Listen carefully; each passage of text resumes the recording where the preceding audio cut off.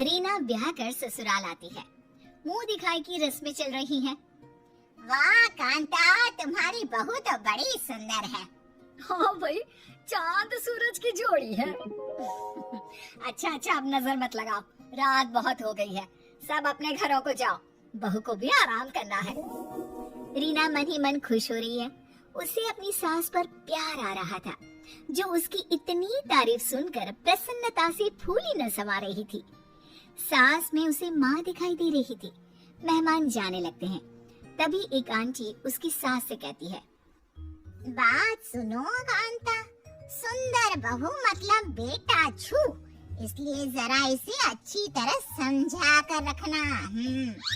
अरे 2-4 दिन बीतने दो, फिर असली ससुराल का मतलब समझाती हूँ।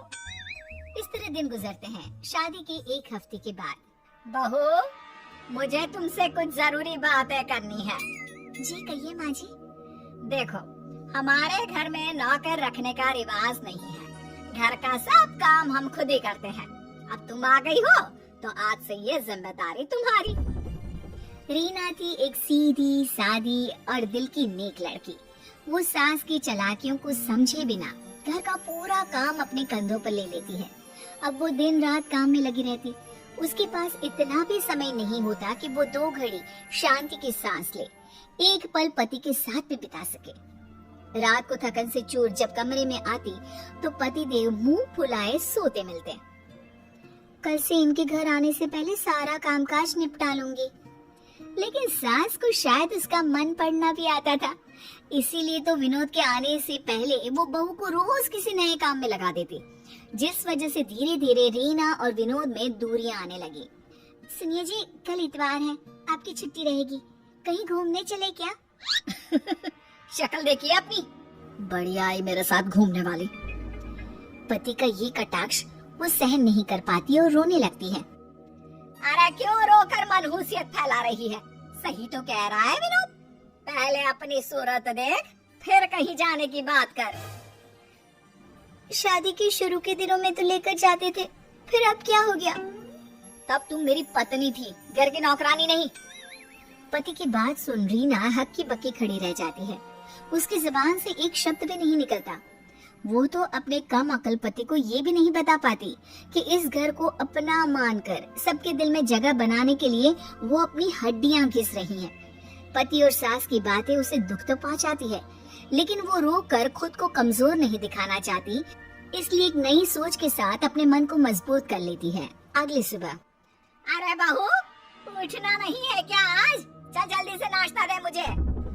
2-4 आवाजों के बाद भी जब बहू नहीं आती तो सास उसके कमरे का दरवाजा पीट डालती है।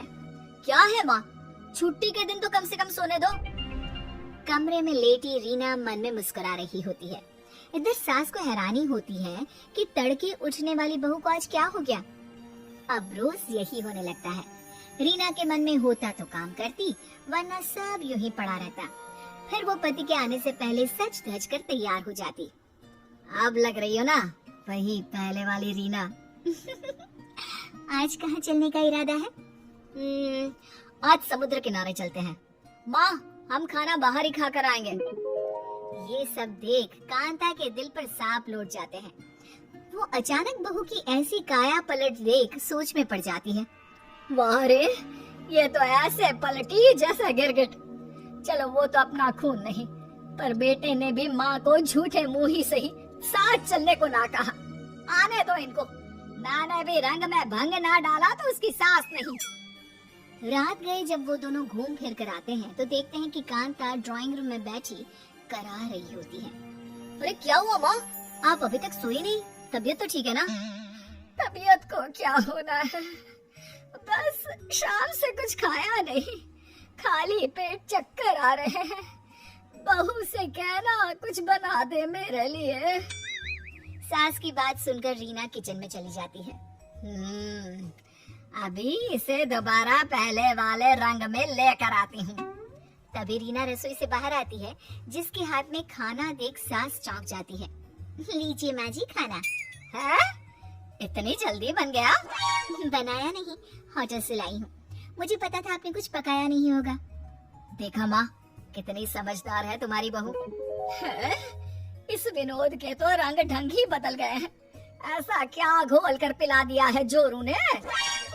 अब रीना सास को ऐसे देख मजे ले रही होती है और सास बेटी बहू के ये तौर तरीके देखकर जलने कुड़ने लगती है। बहू जिसे बेटे के दिल से उतारने के लिए काम की भट्टी में झोंका था, जिसे मेरा बेटा कभी नौकरानी से ज्यादा कुछ ना समझता था, आज वही बहू उसके दिल पर राज कर रही है। जी चाह रहा है इसे अभी धक्के मारकर घर से निकाल दूं। क्या सोच रही हो माँ? कुछ नहीं बेटा, कुछ नहीं। मैं बताऊं माँ जी आप क्या सोच रही हैं? अच्छा जी, तुम्हें ये भी पता है? बताओ बताओ। माँ जी का जी कर रहा है कि वो मुझे इस घर से निकाल दे। क्यों माँ जी, मैंने ठीक कहा ना? अरे माँ भला ऐसा क्यों सोचेंगी? क्योंकि माँ जी को इस बात से इनसिक्योरिटी है कि घर में इतनी सुंदर बहू आ गई और कहीं इस वजह से उनका बेटा उन्हें भूलकर सिर्फ पत्नी के पल्लू से ना बन जाए। रीना की बात सुनकर कांता चौंक जाती है। वो समझ जाती है कि रीना को उसके इरादों की खबर हो चुकी है, लेकिन कहीं ना कहीं कांता के मन पर भी इस बात का बोझ था। बहू मुझे माफ कर दे। लोगों की बातों में आकर मैंने अपनी सुंदर, सुशील और सीधी सादी बहू का जीना दुश्वार कर दिया। मैं ममता में बहक गई थी, इसलिए तुझ पर सारा बोझ डालकर तेरे चेहरे का नूर खत्म करना चाहा। मुझे माफ कर दे बहू। सास की आंखों में पश्चाताप के आंसू आ जाते हैं, जिसे देख बहू और बेटा दोनों ही उसे गले लगा लेते हैं। रोइए मत माँ जी और माफी भी मत मांगिए, गलती किसी की नहीं है। लेकिन बहू तुझे ये सब कैसे पता चला? मैंने छिपकर आपकी और पड़ोसन आंटी की बातें सुन ली थी। वैसे माँ, सुंदर बहू लाने का अरमान भी तो आपको ही था ना? अरे तो क्यों ना लाती? घर में कोई तो मुझे टक्कर देने वाला होना चाहिए ना। तुझसे तो उसकी उम्मीद नहीं कर सकती। अच्छा, अब सास बहू एक होकर मुझे फंसा रही हो? इस बात पर सब हंसने लगते हैं, जिसके बाद रीना सबके लिए चाय लेकर आती है और अच्छे माहौल में हंसी मजाक के साथ चाय की चुस्कियों के बीच गुजरे दिनों की बात करने लगते हैं।